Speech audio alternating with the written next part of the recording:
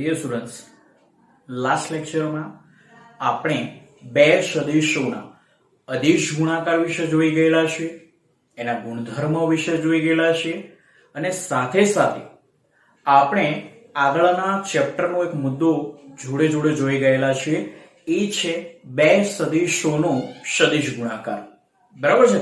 જો મિત્રો, બે સદિશોનો સદિશ ગુણાકાર કોને કહી શકાય અને તેના ગુણધર્મોની માહિતી, બરાબર છે, એનો ઉપયોગ આપણે એક્ઝામ્પલમાં જેવી રીતે આપણે લાસ્ટ લેક્ચરની અંદર જોયું હશે કે આપણે એક ઉદાહરણ જોઈ ગયેલા છે જેની અંદર આપણે એ જ ગુણધર્મોનો ઉપયોગ કર્યો. તો એ જ રીતે આગળના ચેપ્ટરમાં આપણે સદિશ ગુણાકાર અને એના ગુણધર્મોનો અભ્યાસ કરવાનો છે. બરાબર છે? પણ હું અત્યારે તમને આ સદિશ ગુણાકારના ગુણધર્મો વિશે સમજાવીશ, કારણ કે અદિશ ગુણાકાર અને સદિશ ગુણાકાર બંનેની સમજૂતી એક સાથે થવી જરૂરી છે. ઓકે, તો સ્ટાર્ટ કરીશ સદિશ ગુણાકાર કોને કહી શકાય તેના રિવિઝનથી, પછી આપણે જોઈશું તેના ગુણધર્મો. બરાબર છે? તો મિત્રો ધ્યાન આપજો, બે સદિશોનો સદિશ ગુણાકાર કોને કહી શકાય. તો લાસ્ટ ટાઈમ જ આપણે વાત કરી હતી કે બે સદિશોનો ગુણાકાર કરવામાં આવે અને મળતું પરિણામ જો સદિશ હોય, તો તેવા ગુણાકારને સદિશ ગુણાકાર કહે છે. તેવા ગુણાકારને શું કહે છે મિત્રો? સદિશ ગુણાકાર કહે છે. ધારો કે અહીંયા આપણી પાસે બે સદિશો સદિશ A તથા સદિશ B છે, જેમની વચ્ચેનો ખૂણો થીટા છે. જેમની વચ્ચેનો ખૂણો કેટલો છે મિત્રો? થીટા છે. બરાબર છે? હવે તે બે સદિશોનો સદિશ ગુણાકાર કરીશું તો તેનું સૂત્ર આપણી પાસે આવશે સદિશ A ક્રોસ B બરાબર AB sin theta n caret. યાદ કરાવી દઉં કે અદિશ ગુણાકારમાં આ સૂત્ર હતું સદિશ A ડોટ સદિશ B is equal to AB cos theta. પણ અદિશ ગુણાકારનું પરિણામ અદિશ હોય છે, તેથી ત્યાં કોઈ એકમ સદિશ આવશે નહીં. હવે થીટા શું છે એ આપણે આગળ વાત કરી, પણ અગત્યનું છે કે અહીંયા n કેરેટ શું છે. તો મેં અહીંયા લખ્યું છે મિત્રો કે n કેરેટ એટલે સદિશ A ક્રોસ સદિશ B ની દિશામાંનો એકમ સદિશ. હવે મનમાં પ્રશ્ન થશે કે પણ A ક્રોસ B આની દિશા અમે કેવી રીતે મેળવીશું? તો આની દિશા મેળવવા માટે આપણે જમણા હાથના સ્ક્રૂના નિયમનો ઉપયોગ કરવાનો છે મિત્રો. ધ્યાન આપજો, દિશા જમણા હાથના સ્ક્રૂના નિયમ અનુસાર રાઈટ હેન્ડ સ્ક્રૂનો નિયમ શું છે? બરાબર છે? તો સ્ક્રૂનો નિયમ મિત્રો સમજવો બહુ સહેલો છે, તેમ છતાંય ઘણા લોકો આ સ્ક્રૂનો નિયમનો જે એક્સપેરિમેન્ટ કરવાનો હોય છે તે બરાબર કરી શકતા નથી. બરાબર છે? હું તમને થોડું યાદ કરાવું. એક મૂવી હતી રાવણ, શાહરુખ ખાનની એક મૂવી હતી, જેની અંદર તમે જોયું હશે કે એક સોંગ આવે છે જેની અંદર શાહરુખ ખાન આપણને હિન્દીમાં સોંગ છે, જો કદાચ ગુજરાતી વર્ઝન હોત તો આપણને સમજાવી શકે કે જમણા હાથના સ્ક્રૂના નિયમનો ઉપયોગ શું છે. બરાબર છે? તો આ રીતે સમજાવે છે. તો આ શું છે કે જ્યારે તમે તેને સમઘડી ઘડિયાળની દિશામાં ફેરવો છો, બરાબર છે, ત્યારે સ્ક્રૂ આગળની તરફ જાય છે, વિષમ ઘડીમાં ફેરવશો તો સ્ક્રૂ બહારની તરફ આવે છે. બરાબર છે મિત્રો? તો જમણા હાથના સ્ક્રૂના નિયમ અનુસાર આપણે તેની દિશા નક્કી કરવાની છે. એની દિશા કેવી રીતે નક્કી કરી શકાશે? તો સદિશ A ક્રોસ B નો મતલબ થાય છે સદિશ A થી સદિશ B તરફ સ્ક્રૂને શું કરાવવાનો છે? ભ્રમણ કરાવવાનું છે. સદિશ A થી સદિશ B તરફ સ્ક્રૂને શું કરાવવાનો છે મિત્રો? ભ્રમણ કરાવવાનો છે. હવે ભ્રમણ કરાવશો એટલે ઘડિયાળની વિરુદ્ધ દિશામાં, એટલે વિષમઘડી દિશામાં આવશે. વિષમઘડી દિશામાં સ્ક્રૂ ક્યાં આવશે? બહારની તરફ. જેના કારણે આ દિશા કઈ થઈ જશે મિત્રો? તો પુસ્તકના પાનને લંબ એવી બહાર આવતી દિશામાં. બરાબર છે? તો એ બહાર આવતી દિશા ત્યાં મેં લખી નાખ્યું A ક્રોસ B. આ મારી પાસે અહીંયા આ જગ્યાએ સમતલની ધારણા કરી છે. બરાબર છે? એની દિશામાંનો એકમ સદિશ મેં શું ધાર્યું? n caret. તો સેમ વસ્તુ જો હું સદિશ B થી સદિશ A તરફ સ્ક્રૂને ફેરવીશ તો એ મને આપશે સદિશ B ક્રોસ A. હવે એ દિશા કઈ છે મિત્રો? તમારી સમઘડી દિશા. સમઘડીમાં ક્યાં જાય? સ્ક્રૂ અંદર, એટલે સ્ક્રૂ અહીંયાથી ફેરવવામાં આવે તો ક્યાં જશે? અંદર તરફ. અને આમ પણ જુઓ કે આપણી પાસે સમઘડીમાં ફેરવીશ એટલે સ્ક્રૂ જો તમારી તરફ આગળ વધ્યો, મતલબ આગળની તરફ જાય છે. વિસમઘડી કરીશ એટલે સ્ક્રૂ પાછો આવશે. સમઘડી એટલે આગળ જશે, વિસમઘડી એટલે પાછો આવશે. બરાબર છે? તો અહીંયા શું થશે તમારી પાસે? તો B ક્રોસ એ અંદર તરફ જતી દિશા. હવે બહાર આવતી દિશા તમે ઉપરની તરફ અહીંયા બતાવીશ, કારણ કે ત્રિપરિમાણની વસ્તુ કે ભાઈ એ આ દિશામાં છે, B આ દિશામાં છે અને Z જે ક્રોસ B છે બહાર આવતી દિશામાં મેં બતાવીશ.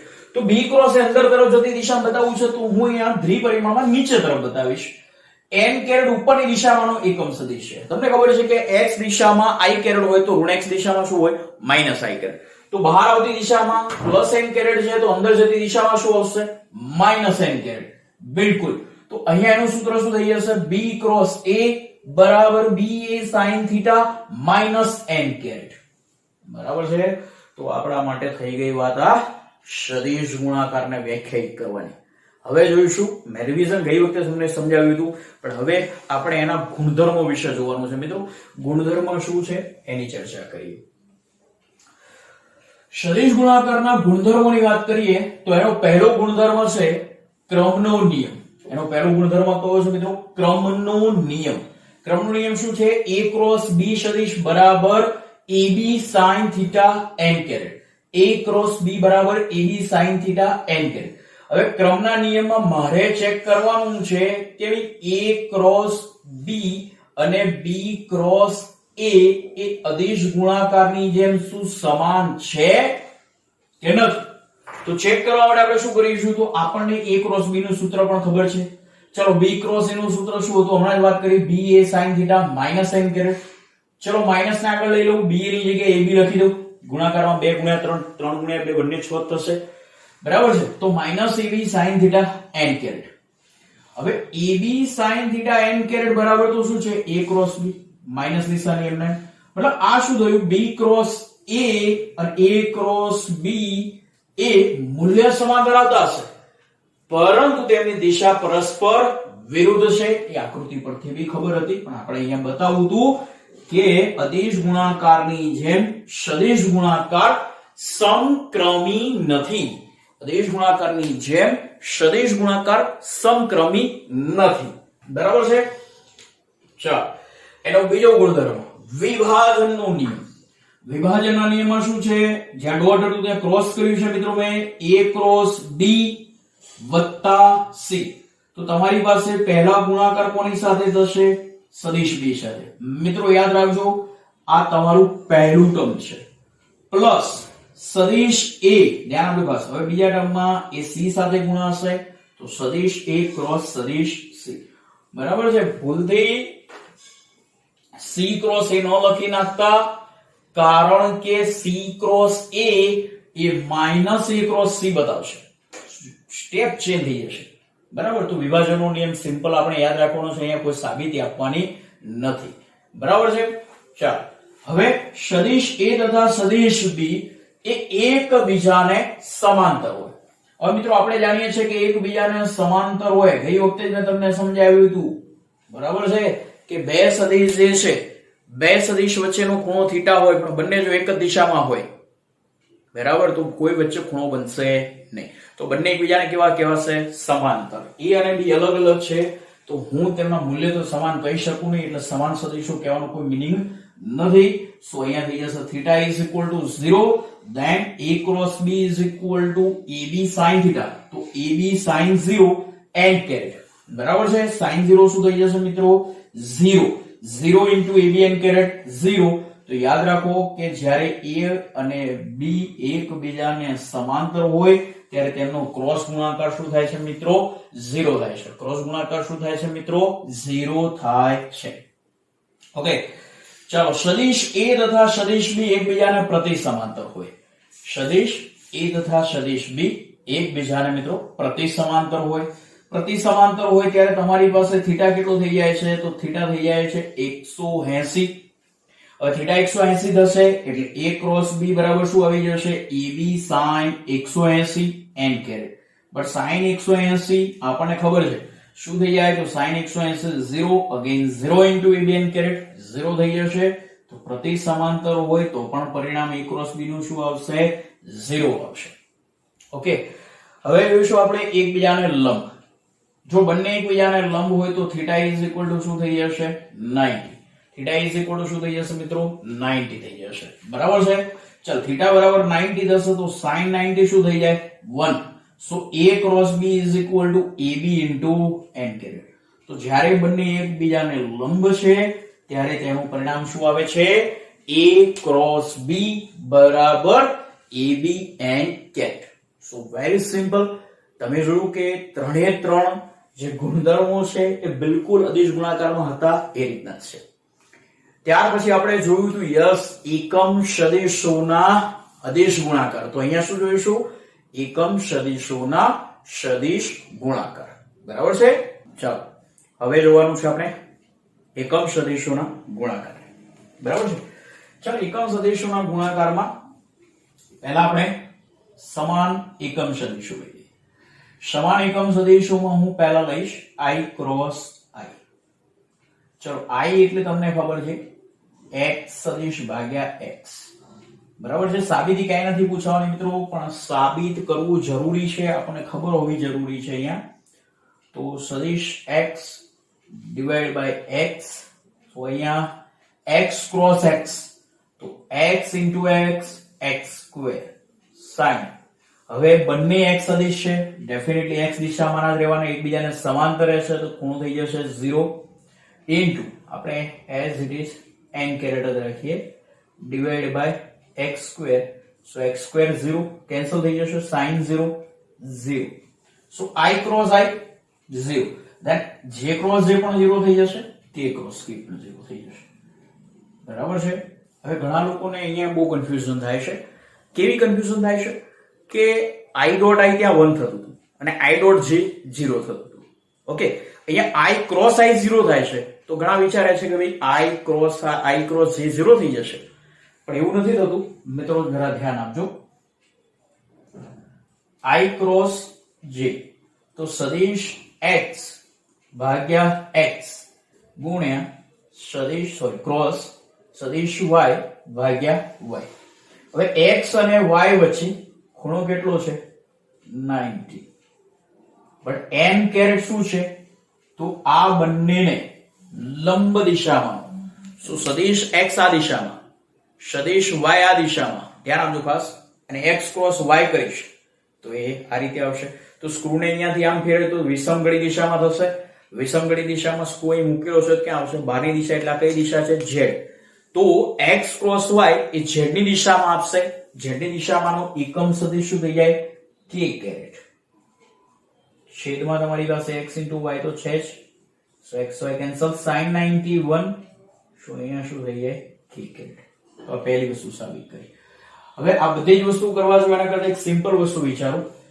કે a cross b is not equal to b cross a that means I cross j is equal to k caret તો j cross I k caret આવી શકે નહીં પણ આપણે જોયું હતું કે બંનેની દિશામાંના એકમ સદિશ કેવા છે પરસ્પર વિરુદ્ધ તો જો હું I cross j is equal to k લખતો હોય તો અહીંયા j cross I is equal to શું થઈ જશે minus k caret okay so એટલી તો ખબર પડી ગઈ કે ભાઈ ક્રોસ ગુણાકાર ચેન્જ થાય તો માઈનસ નિશાનીના પરિણામમાં આવી જશે પણ આ બધા માટે હવે સોલ્વ કરવું ને બધું કેટલું યાદ રાખીશું મિત્રો બરાબર તો આપણે એક કામ કરીએ બહુ સિમ્પલ વસ્તુ તમને શીખવાડું ચલો સમાન તો 0 છે એ આપણને ખબર જ છે ઓકે ધ્યાન આપજો મિત્રો સમાન છે 0 છે હું અહીંયા એક આકૃતિ દોરું છું તમને બધાને બહુ સરસ ખબર પડી જશે આ વસ્તુ યાદ રાખવામાં ચલો સમાન માટે 0 છે આપણે એનાથી કોઈ મતલબ નથી આપણે અસમાન માટે ચેક કરીએ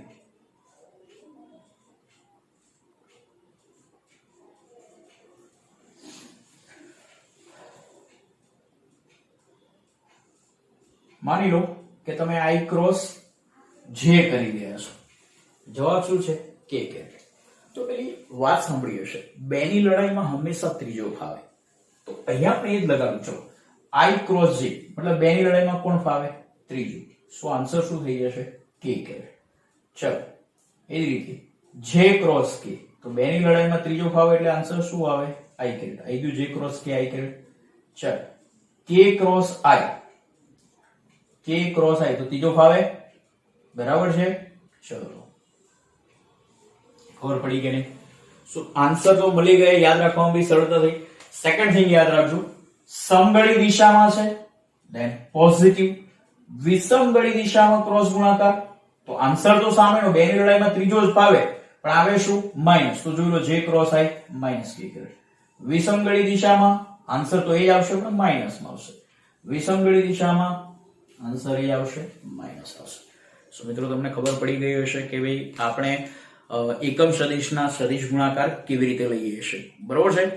જો મિત્રો હવે આપણે જોવાનું છે કાર્ટેશિયન ઘટકોની સ્વરૂપમાં રજૂઆત. કાર્ટેશિયન ઘટકો તો આપણને ખબર જ છે કે સદિશ એ માટે શું લખી શકાય? axi caret plus ayj caret plus az k caret. એ જ રીતે સદિશ બી માટે શું લખી શકાય? bxi caret plus byj caret plus bz k caret. Okay, બંને સદિશો આપણી પાસે મળી ગયા છે. ત્યાં શું હતું કે સદિશ a ડોટ સદિશ b, ધેન આપણે શું કરતા? ax bx વત્તા ay by વત્તા az bz. યાદ આવ્યું ગણતરીમાં? પણ અહીંયા ડિટર્મિનન્ટ નિશ્ચાયકની મદદથી આપણે a ક્રોસ b લખવાનું છે. તો નિશ્ચાયકની મદદથી કેવી રીતે લખશો જો મિત્રો, આ જે આડી લાઈન છે એને હાર કહેવામાં આવે છે, બરાબર. આ ઊભી લાઈન છે એને સ્તંભ કહેવામાં આવે છે. હારમાં આપણે શું લખવાનું છે? i caret j caret k caret લખી નાખ્યું મેં. પછી બીજી હારમાં શું લખવાનું છે મિત્રો? તો સદિશ a ના ઘટકો. ત્રીજી હારમાં શું લખવાનું? સદિશ b ના ઘટકો. જો b ક્રોસ a હોય મિત્રો, b ક્રોસ a હોય તો b ના ઘટકો પહેલા આવે, bx by bz, e ના ઘટકો પછી આવે. મતલબ જે પહેલું હશે એના ઘટકો બીજી હારમાં, બીજું છે એના ઘટકો ત્રીજી હારમાં. સો પહેલી હાર તો ક્લિયર થઈ ગઈ, i j k.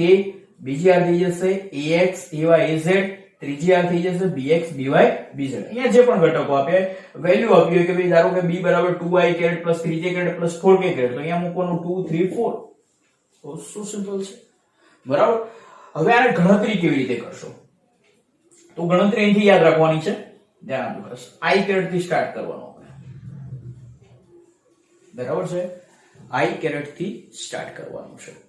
બિલકુલ ગણતરીને ધ્યાન રાખજો, બહુ સિમ્પલ ગણતરી છે, બરાબર છે. ચાલો i કેરેટ થી ગણતરી કરો તો પહેલા i કેરેટ છે તો પહેલું પ્લસ, પછી લઈશ તો માઇનસ, પછી પ્લસ, પ્લસ માઇનસ પ્લસ. ગણતરીમાં પહેલા આ બેનો ગુણાકાર, બરાબર.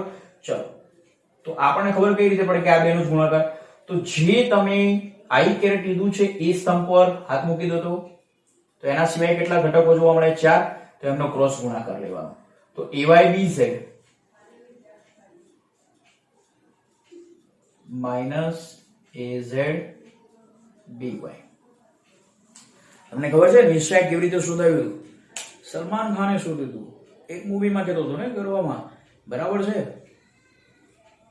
યાદ છે? આવું કઈક નિશાની કરતો હતો. એ કહેતો શબ્દ વિલનોને આપણે રીતે મારીએ, પણ એને જો ગુજરાતી વર્ઝન આવ્યું હોત તો એમ કે નિશ્ચયક તો આ રીતે જ ગણાશે, નિશ્ચયક તો આ રીતે જ ગણાશે. યાદ આવ્યું કે નહીં? બરાબર છે. ચલો ધ્યાન આપજો. i કેરેટ આવ્યું, પહેલું ટર્મ પૂરું થયું. પછી j કેરેટમાં માઇનસ મૂકવાનું, પહેલું પ્લસ પછી માઇનસ, વારા પરથી વારો. હવે j કેરેટ હોય એટલે અહીંયા હાથ મૂકવો પડે એના સ્તંભ ઉપર. મતલબ હવે કયા રહેશે? તો ax bz az bx,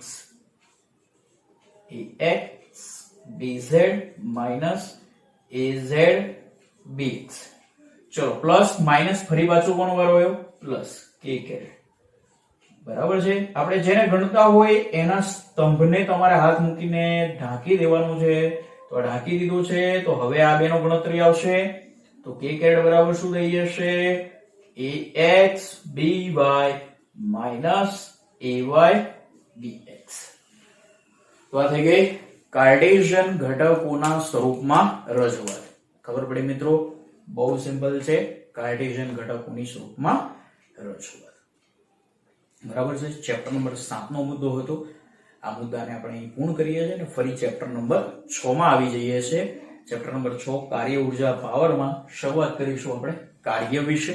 મિત્રો હવે આપણે કાર્યની વાત કરવાની છે. વેરી સિમ્પલ ટોપિક છે. કાર્ય એટલે શું? વર્ક. અને વર્ક એટલે શું?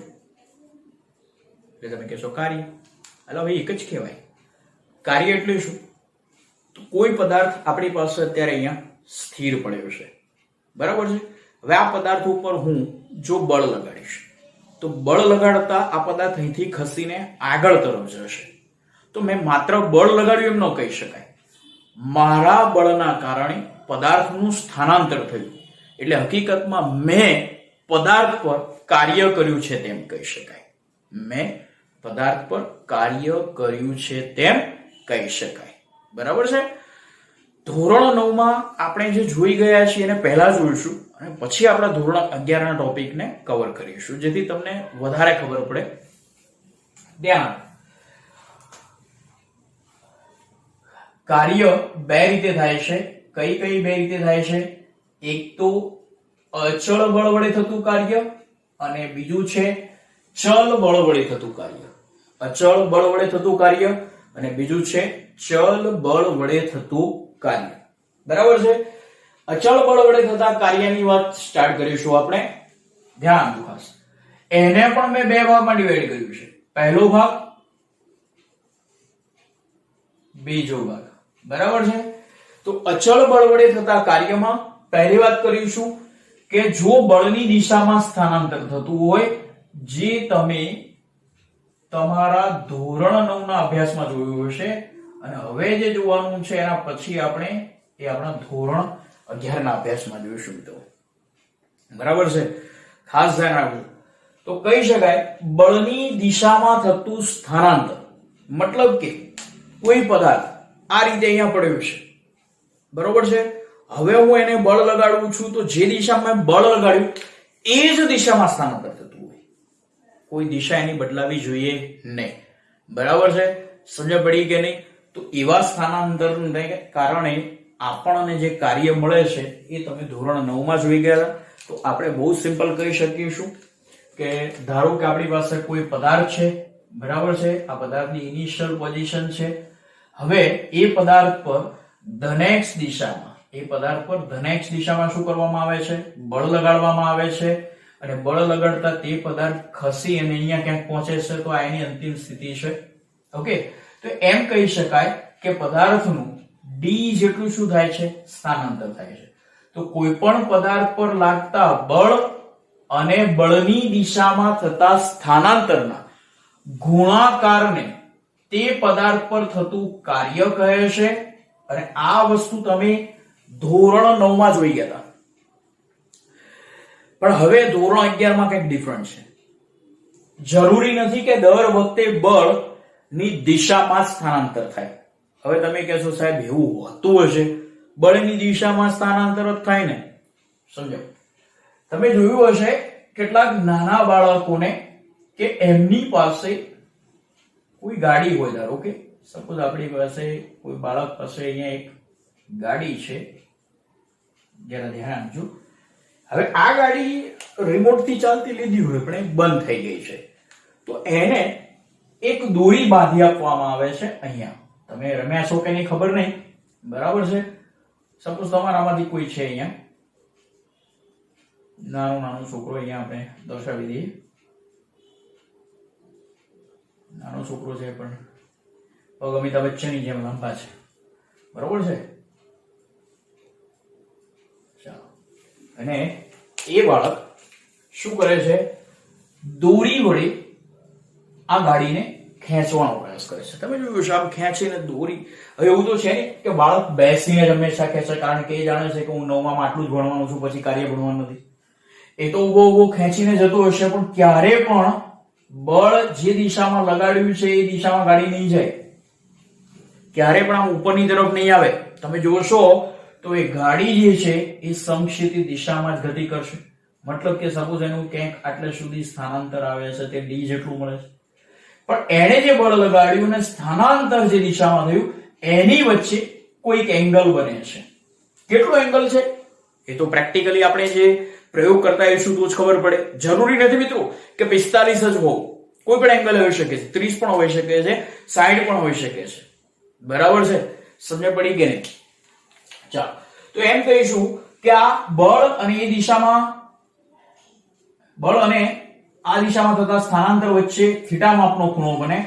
તો એકચ્યુઅલી જે દિશામાં સ્થાનાંતર થાય છે એ દિશામાં પૂરેપૂરું બળ લાગી રહ્યું નથી, કારણ કે બળ આ દિશામાં પૂરેપૂરું છે, પણ અહીંયા થીટા એંગલ લઈ લઈએ તો અમુક ભાગ અહીંયા વહેંચાશે, અમુક ભાગ અહીંયા વહેંચાશે.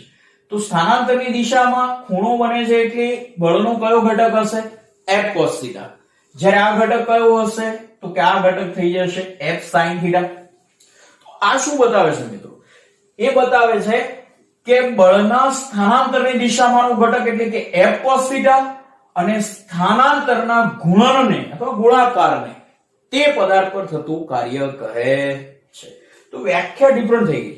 બળ અને બળની દિશામાં થતા સ્થાનાંતરનો ગુણાકાર ધોરણ 9 છોડો, વ્યવહારમાં વધારે જોવા મળશે. બરાબર છે? સમજ પડે છે કે નહીં હું શું કહ્યું છું? આગળ વાળી ગાડી હશે, તમારી ગાડી બંધ થઈ ગઈ, આગળ વાળી કોઈ ફોર વ્હીલર હશે જે બાંધીને લઈ જશે મિત્રો, તો ડેફિનેટલી પોસિબિલિટી આની વધારે જોવા મળે છે. થોડો ઘણો તો એંગલ બનતો હશે, પણ તમે આગળ કોઈ ટ્રક છે અને તમારી ગાડીને બાંધીને લઈ જાય છે, બંધ ગાડીને, ત્યારે આવી પરિસ્થિતિ જોવા મળે છે. બરાબર છે મિત્રો? અને અહીંયા આપણે શું બતાવ્યું છે? પદાર્થની ઇનિશિયલ પોઝિશન, એની ફાઇનલ પોઝિશન છે. ઓકે, આ પદાર્થ પર f જેટલું બળ લાગી રહ્યું છે, પરંતુ તેમ છતાં તેનું સ્થાનાંતર સમક્ષિતિજ દિશામાં થાય છે. મતલબ કે એ દિશામાં આ બળનો કોઈ ઘટક લાગુ હોવો જોઈએ. મતલબ કે 100 ન્યૂટનનું બળ લગાડો તો 100 ન્યૂટનનું બળ અહીંયા નહીં લાગે, આ કેસમાં 100 ન્યૂટનનું બળ પૂરું લાગે છે. તો તરત તમે કહી શકશો કે ખૂણો બને છે થીટા, એટલે એ ખૂણો તો કયો થવાનો? એ ઘટક કયો થવાનો? f cos θ. જ્યારે f sin θ તો તમારી પાસે સ્થાનાંતરની લંબ દિશામાં છે, તે દિશામાં કાર્ય થશે નહીં. ટ્રાય કરજો ક્યારેક કોઈ વસ્તુ પથ્થર બાંધીને આમ ખેંચવાનો ઉપરથી, પથ્થર નીચે હોય, આપણે ઉપરથી ખેંચીએ એટલે એ પદાર્થ આમ ઉપર જાય છે? નહીં જાય, કે કઈ દિશામાં કાર્ય નથી થતું. બરાબર, ઉપર આવે તમારી તરફ નહીં આવે, સીધે સીધો ઘસડાતો આગળની તરફ આવે છે. સમજ પડે છે કે નહીં મિત્રો? તો કાર્ય કઈ દિશામાં થાય આપણને ખબર પડી ગઈ. બરાબર છે? તો વ્યાખ્યા શું થઈ જશે? બળના સ્થાનાંતરની દિશામાંના ઘટક એટલે કે f cos θ અને સ્થાનાંતરના ગુણનને તે પદાર્થ પર થતું કાર્ય કહે છે. શું કહે છે? તે પદાર્થ પર થતું કાર્ય કહે છે. તો બળની દિશામાં સ્થાનાંતરનો ઘટક કયો છે? f cos θ અને સ્થાનાંતર કેટલું છે? d. તો વ્યાખ્યા પ્રમાણે શું થઈ જશે? w બરાબર f d cos θ. તો આ કાર્યનું સૂત્ર મળી ગયું. આપણે ab cos θ માં કેવું સદિશ a ડોટ સદિશ b લખ્યું? કારણ કે બળ પણ સદિશ રાશિ છે, સ્થાનાંતર પણ સદિશ રાશિ છે. તો અહીંયા બંને સદિશોનો આ કેવો ગુણાકાર બનશે? અદિશ અથવા તો ડોટ ગુણાકાર. તો સદિશ f ડોટ d એ કાર્યનું સૂત્ર થઈ જાય. અને સમક્રમી છે તો સદિશ d ડોટ સદિશ f પણ તમે કહી શકો છો. બરાબર છે? હવે આપણને ખબર છે કે ડોટ ગુણાકાર, અદિશ ગુણાકાર એટલે મળતું પરિણામ કેવું આવવાનું? અદિશ. જેથી આપણી પાસે કાર્ય કેવી રાશિ હશે? અદિશ. કાર્ય કેવી રાશિ હશે મિત્રો? અદિશ. એકમ કયો થઈ જશે? તો જૂલ નામના વૈજ્ઞાનિકે કાર્યની સૌપ્રથમ રજૂઆત કરી એટલે એનો એકમ થઈ ગયો જૂલ. ફોરેનર વૈજ્ઞાનિક છે, પોતાનું નામ તો એકમમાં આપ્યા વગર રહે નહીં. યાદ આવ્યું? ચેપ્ટર નંબર 2 સાથે જૂલની સંજ્ઞા છે કેપિટલ જે. ઓકે, એનો સીજીએસ એકમ શું છે? તો અર્ગ. સીજીએસ એકમ શું છે? અર્ગ. બરાબર છે? પારિમાણિક સૂત્ર લેવું હોય તો કાર્ય પરથી નહીં મળે ડાયરેક્ટ. f એટલે ન્યૂટન, d એટલે મીટર, તો એનો બીજો એક એકમ થઈ જશે ન્યૂટન ઇન્ટુ મીટર. પારિમાણિક સૂત્ર થઈ જશે m1 * t - 2. ચેક કરવાનું છે તમારે જાતે. ચેપ્ટર નંબર 2 આપણને ખબર જ છે. ઓકે, સેકન્ડ થિંગ, કાર્ય ધન પણ હોઈ શકે છે, ઋણ પણ હોઈ શકે છે અને ક્યારેક ક્યારેક શૂન્ય પણ હોઈ શકે છે. તો સૂત્ર પરથી આપણને ખબર છે કે cos θ છે. તો cos θ યાદ કરવું તમને, એકમ વર્તુળ સમજાવ્યું હતું. બરોબર છે? મેથ્સ વાળા સાહેબો પણ કહે છે, એ પણ આજે કેટલી સરસ વસ્તુ છે. પેલા શાહરુખ ખાન, પછી સલમાન ખાન આવી ગયો અને ત્રીજો પણ અમીર ખાન પણ આવી ગયો. બરાબર છે? અમીર ખાન એમ કહે છે કે ભાઈ એકમ વર્તુળ તો મારા 3 ઇડિયટ મૂવી પરથી છે. એ કહે છે all is well. એક્ચ્યુઅલી તમે ધ્યાનથી સાંભળો, ગુજરાતીમાં કે તો all stc. બરાબર છે? સમજ પડી કે નહીં? તો અહીંયા cos ક્યાં ધન હોય? ઓલમાં તો ધન જ આવવાનું, c છે ત્યાં ધન આવશે. ખબર પડી કે નહીં? ક્લિયર? આટલી વસ્તુ. ચાલ, તો અહીંયા 0 π/2 અને અહીંયા પાઈ. તો cos ક્યાં ધન હોય? તો 0 થી π/2 માં. π/2 તો 90 થઈ જાય. π/2 તો શું થઈ જશે? 90. એટલે આપણે આવું લખવું પડે, 0 ગણવાનું છે તો 0 less than or equal to theta less than π/2, તો કાર્ય હંમેશા કેવું આવશે? ધન. બરાબર છે? હું એમ કહું કે આવું ક્યારે પોસિબલ છે મિત્રો, તો તમે તરત જ કહેશો એક્સિલેટર આપીને વાહને એક્સિલેટર આપો, ગાડી આગળ જાય છે, સ્થાનાંતર બળની દિશામાં થાય છે. બરાબર છે? સ્થાનાંતર શું થાય છે? બળની દિશામાં. અંગૂઠો યાદ રાખવાનો, અંગૂઠો છે કે નહીં? આગળની તરફ સ્થાનાંતર પણ, પાછળની તરફ જશે બ્રેક મારીશું અથવા એક્સિલેટર ધીમું કરીશું. બરાબર? તો બળ પાછળની તરફ, બ્રેકિંગ ફોર્સ લાગે ત્યારે. બરાબર છે? સ્થાનાંતર એવું થાય છે. ક્યારે બ્રેક મારી તો ગાડી પાછી જાય? નહીં થાય. ત્યારે શું થાય છે? તો કે બળ પાછળ, ડી આગળ, બંને પરસ્પર વિરુદ્ધ, ખૂણો થઈ જાય 180. ત્યારે cos કેવો આવે? cos 180 -1. બરાબર? પણ અહીંયા લખવું હોય તો π/2 તો 0 છે એટલે ધન કે ઋણ કઈ કહી શકાય નહીં. પાઈ એ ઋણ આવશે અને આ બાજુ sin ની વેલ્યુ છે એટલે આપણે તરત કહી શકીશું ત્યાં શું આવશે? ઋણ. So π/2 less than theta less than or equal to pi, તો કાર્ય કેવું આવે? ઋણ. ચાલો હવે કાર્ય 0 ક્યારે હોય? તો 3 પરિસ્થિતિમાં કહી શકું કાર્ય 0 હોય. કઈ 3 પરિસ્થિતિમાં? બરાબર? સૌ આ બોર્ડ છે અને એની પાછળ દીવાલ છે. મને ઘણી વખત થાય એટલે થોડો ધક્કો મારી અને થોડી જગ્યા મારામાં કવર કરું.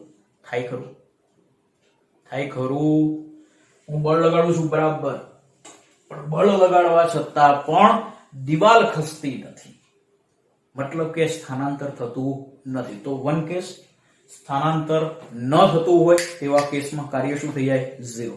સેકન્ડ કેસ, આ પેન અહીંયા પડી છે, જો હું બળ આપીશ તો તેનું સ્થાનાંતર થશે, એના પર કાર્ય થશે. પણ હું આમ જોઈ રહ્યો, જાણે જાદુગર હોય એમ જોઈ રહી, પણ પેન તો ખસતી જ નથી. ક્યાંથી ખસશે? ક્યાંથી એના પર કાર્ય થાય? કોઈ બળ તો લગાવ્યું નથી, મતલબ બળ લગાડવું જરૂરી છે. બળ લાગશે તો કાર્ય શું મળી જશે મિત્રો? યસ, 0. તો સેકન્ડ કેસ. થર્ડ કેસ ધ્યાનથી જોજો મિત્રો. થર્ડ કેસ પણ એટલું સિમ્પલ છે.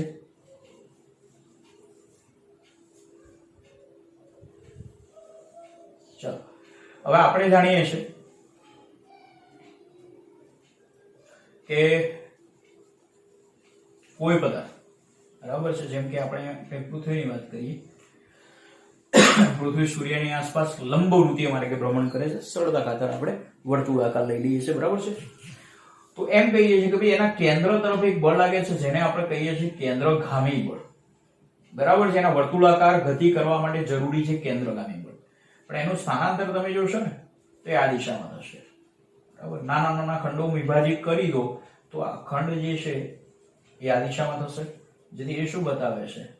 90. સેમ વસ્તુ ઇલેક્ટ્રોન પર જે પ્રોટોનના કારણે જરૂરી વિદ્યુતીય આકર્ષી બળ લાગે છે એ જરૂરી કેન્દ્રગામી બળ પૂરું પાડે છે, જેના કારણે ઇલેક્ટ્રોન વર્તુળાકાર માર્ગે ભ્રમણ કરતો હોય તો તે બિંદુ આગળ એક સ્પર્શક દોર્યો હોય, વક્રાકાર માર્ગ છે તો એ સ્પર્શક એ સ્થાનાંતરની દિશા બતાવે. તો ખૂણો કેટલો થઈ જશે બંને વચ્ચે? 90 થઈ જશે. ખૂણો કેટલો થઈ જશે મિત્રો? 90 થઈ જશે. 90 થઈ જાય તો F અને D વચ્ચે ખૂણો 90 હોય તો પણ કાર્ય 0 થાય. એમને પણ ખબર પડે cos 90 શું થાય? 0. સો કાર્ય 0 થઈ ગયું. બરાબર? તો ચલ બળ વડે થતા કાર્યની વાત કરીએ તો અચળ બળ એટલે શું? કે જે બળ સમયની સાથે, જો અહીંથી અહીંયા આવ્યો પણ બળ બદલાયું નથી, અહીંથી અહીંયા આવે પણ cos θ નહીં બદલાય, તો સમય કે સ્થાનની સાપેક્ષે બળ બદલાતું ના હોય. અહીંયા શું કહીશ? ચલ બળ એટલે જે બળ સમય કે સ્થાન કે બંનેની સાપેક્ષે બદલાતું હોય તેવા બળને ચલ બળ કહે છે. તેવા બળને શું કહે છે મિત્રો? ચલ બળ. ચલ બળ સમજાવવા માટે આપણે આકૃતિમાં એક પારિમાણિક ગતિને ધ્યાનમાં લઈશું અને અહીંયા એક પારિમાણિક ગતિ માટે f of x વિરુદ્ધ x એટલે બળ વિરુદ્ધ સ્થાનાંતરનો મેં ગ્રાફ દર્શાવ્યો છે. બળ વિરુદ્ધ સ્થાનાંતરનો શું બતાવ્યો છે મિત્રો? મેં ગ્રાફ દર્શાવ્યો છે. બરાબર છે? જેમાં આ ગ્રાફનું ઇનિશિયલ પોઈન્ટ છે અને આ ફાઇનલ પોઈન્ટ છે. એની ગતિ થાય છે I થી F તરફ. બરાબર. તો ઇનિશિયલ પોઈન્ટે જે મારું સ્થાન બતાવ્યું છે તે ઉગમ બિંદુથી xi અંતરે છે અને ફાઇનલ પોઈન્ટે જે સ્થાન બતાવ્યું તે ઉગમ બિંદુથી xf અંતરે છે. પણ અહીંયા ચલ બળ વડે તથા કાર્યને સમજાવવા માટે હું સમગ્ર માર્ગને એક સાથે લઈ શકું નહીં. તો એના મેં ડેલ્ટા x જેટલા નાના નાના સમાન ખંડોમાં મેં શું કરી દીધું, એને વિભાજિત કરી દીધું કે ભાઈ આ ડેલ્ટા x જેટલો પહેલો ખંડ, બીજો ખંડ, ત્રીજો ખંડ. તો આ જે મારી પાસે લંબાઈ આવી તે ડેલ્ટા x થઈ ગઈ. બરાબર છે. હવે આપણને તો ખબર છે, ત્યાં પણ મેં આગળ સમજાવ્યું હતું. તો આ બંને વડે ઘેરાતું ક્ષેત્રફળ, તો આ બંને વડે ઘેરાતું ક્ષેત્રફળ મતલબ કે આ તારી પાસે શું આપશે, f of x. બરોબર. આ શું આપે છે, તો લંબાઈ f of x, પહોળાઈ છે ડેલ્ટા x. તો લંબાઈ ગુણ્યા પહોળાઈ કરું તો મને શું મળે, ક્ષેત્રફળ. જ્યારે બળ ગુણ્યા સ્થાનાંતર તો કઈ રાશિ થાય, કાર્ય. તો આપણે એટલે કહી શકીએ કે f વિરુદ્ધ x ના આલેખ વડે ઘેરાતું ક્ષેત્રફળ આપણને શું આપે છે, કાર્ય આપે છે. તો આટલા બધા ખંડો પૈકી મેં આ એક ખંડને ધ્યાનમાં લીધો છે અને પછી હું xi થી xf સુધી લઈ લઈશ તો એ મને શું આપશે, ટોટલ કાર્ય આપશે. બરાબર. તો આપણી પાસે કાર્યનું સૂત્ર શું થઈ જશે આટલા નાના ખંડ માટે, તો delta w is equal to f into delta x. ચલો આના માટે મળી ગયું ડેલ્ટા w, આના માટે પણ એ જ રીતે બીજું ડેલ્ટા w, આના માટે પણ, એમ દરેક માટે ડેલ્ટા w 1 2 3 4 5 એમ કરતા કરતા હું બધાનો શું કરી દઈશ, સરવાળો કરી દઈશ. જો બળ પણ દરેક જગ્યાએ અલગ અલગ છે, શું દરેક માટે કાર્ય પણ કેવું રહેશે, જુદું જુદું રહેશે. તો હું શું કરી દઈશ કે સમગ્ર ગતિ દરમિયાન કુલ કાર્ય w બરાબર સિગ્મા xi થી xi. અહીંથી અહીં સુધી લઈએ ને તો બધા ભાગ લેવા માટે આ શું કરવું પડે, xi થી xi. એક્ચ્યુઅલી જો મિત્રો સરવાળો બે રીતે થાય. સરવાળો કેટલી રીતે થશે, બે રીતે. આપણા ફિઝિક્સમાં આપણે સરવાળો આ બે રીતે કરીએ છીએ, જેમાં એક છે કે જો અસતત એટલે મૂલ્ય બદલાતા હોય તો એમનો સરવાળો લક્ષની મદદથી થાય છે, જેને દર્શાવવા માટે સિગ્મા સંજ્ઞાનો ઉપયોગ કરવામાં આવે છે. સેકન્ડ થિંગ સતત, તો એની અંદર આપણે સંકલનનો ઉપયોગ કરીએ છીએ, જેમાં દરેક ખંડ એક સમાન મૂલ્યના હોય. બરાબર છે. દરેકમાં તમે f અને x જુઓ તો બિલકુલ બંનેનો ગુણાકાર સેમ થતો હોય. સમજ પડે છે કે નહીં, સમજો. માની લો કે તમે 5 જણા છો, કોઈ એકની પાસે 5 ચોકલેટ છે, કોઈ એકની પાસે 2 ચોકલેટ છે, કોઈની પાસે 3, કોઈની પાસે 10, કોઈની પાસે 9. ચલો બધા સરવાળો કરો. ઘણા ભૂલી ગયા છે કોની પાસે કેટલી ચોકલેટ છે, કારણ કે એમ જ વિચારતા હશે ચોકલેટ હોય તો હું ખાઈ ના જઉં સાહેબ, ગણવા બેસું. બરાબર છે.